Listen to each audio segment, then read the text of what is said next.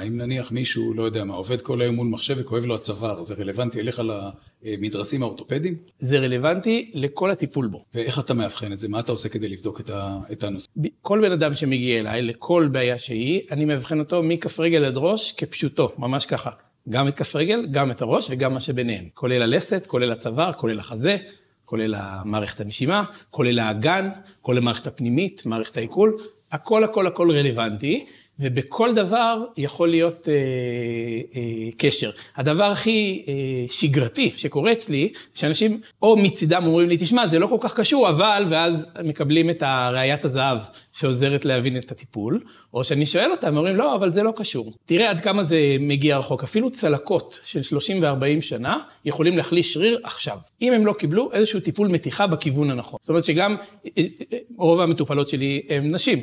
ולרובם יש ניתוחים קיסריים, אז הצלקת היא רלוונטית גם אחרי 40-50 שנה, והיא נפטרת בטיפול בודד, קצר. זה דוגמה קטנה, לרוב האנשים יש איזושהי צלקת.